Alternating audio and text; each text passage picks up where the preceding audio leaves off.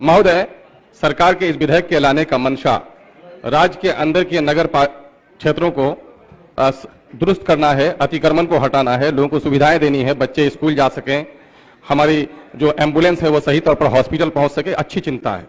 और इसी के लिए उन्होंने कार्यपालक पदाधिकारी को ये अधिकार देने की बात कही है कि 24 घंटे के अंदर में उसे वो हटा देंगे और जो लोग अस्थायी तौर पर अतिक्रमण किए हुए हैं उनको 15 दिन के नोटिस पर हटाएंगे और नोटिस पर अगर वो नहीं हटते हैं तो उनको हटाने के लिए जो व्यय होगा उनसे वसूला जाएगा और अगर उनसे वसूला न जाए तो होल्डिंग के रूप में वसूला जाएगा। पहला सवाल तो यह है कि वसूला क्यों नहीं जाएगा?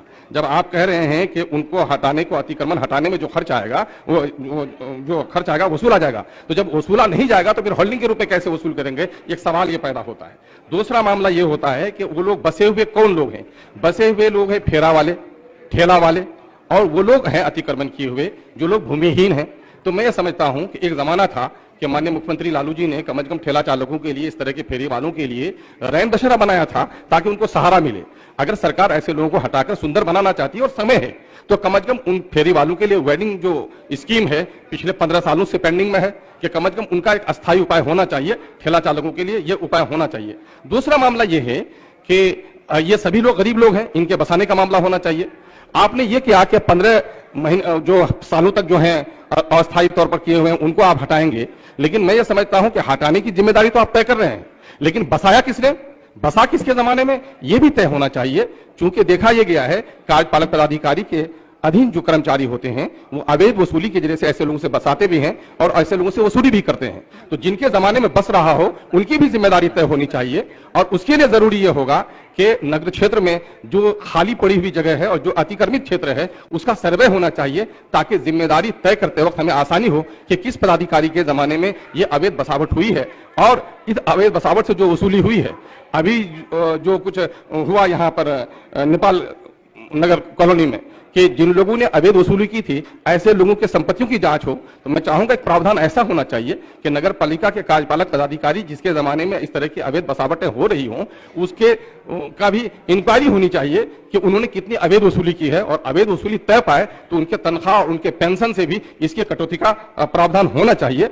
लेकिन जहां तक हटाने का सवाल है, मैं कहूंगा कि कम से कम तमाम तर शहरों में अभी आपने पार्किंग की व्यवस्था नहीं की है, पार्किंग की व्यवस्था होनी चाहिए। शहर के बारे में गंभीर है सरकार, तो मैं बधाई देता हूं, लेकिन साथ ही गंभीरता का पहलू यह भी है कि जो लोग ठेला वाले हैं और ठेला वाले हैं, जो लोग भूमिहीन हैं, ऐसे लोगों के बसाने का लिए भी शहर के बगल के क्षेत्र में कोई प्रावधान होना चाहिए। इस मामले में इसका प्रावधान इस नियम में हो तो मैं समझता हूं कि गरीब ठेला चालकों और मजदूरों के लिए भला होगा। नगर क्षेत्रों को सुधारा जाए, मैं चाहता हूं ये जरूरी है। अभी माननीय सदस्य हमारे बड़े भाईजान ने जिक्र किया कि जो लोग हैं गरीब तबके के हैं, ठेला वाले हैं, सब लोग जानते हैं कि जो back bencher of the society है, जो मजदूरी करता है, लेबर क्लास है, सफाई कर्मी हो या दूसरे जगह से आते हैं, लोग रहते हैं, अतिक्रमण करते हैं।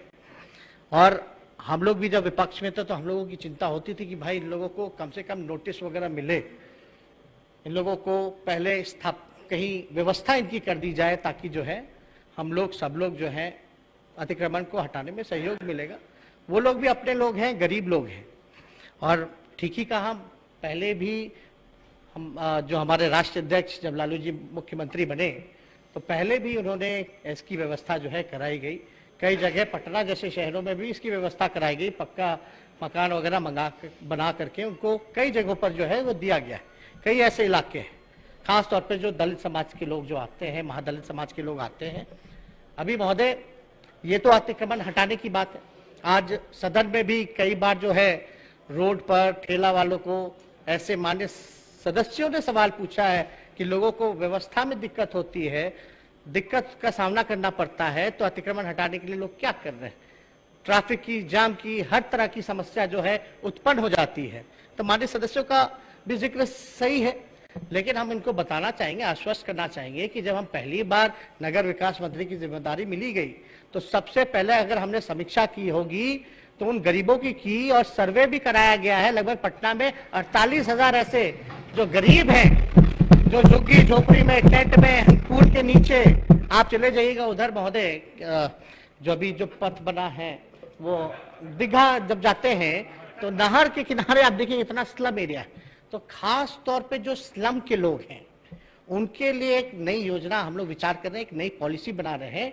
उनके स्थायी पक्का मकान उन लोगों को दिया जाए एक जगह, और उस जगह को भी हम लोग चिन्हित करने का लोकेशन हम लोग देख रहे हैं कि कहाँ व्यवस्था होगी। लेकिन पहला जो सर्वे हुआ है उसमें तकरीबन जो है लगभग 48,000 लोग जो ऐसे हैं जो झुग्गी झोपड़ी में रहने का काम करते हैं। तो इनको हमको जगह देना है। इसके लिए हमारा विभाग जो है बड़ी तेजी से नियम भी ला रहा है और योजना भी ला रहा है। उसमें कुछ छोटी बड़ी चीजें थी जो सुधार की जरूरत थी, वो हम लोगों ने किया है। और जल्दी हमको लगेगा कि अगर आप सब लोगों का साथ और विश्वास रहेगा, मिलेगा, तो इस चीज को भी हम जल्दी ला करके आपके सदन में करवाने का काम करेंगे।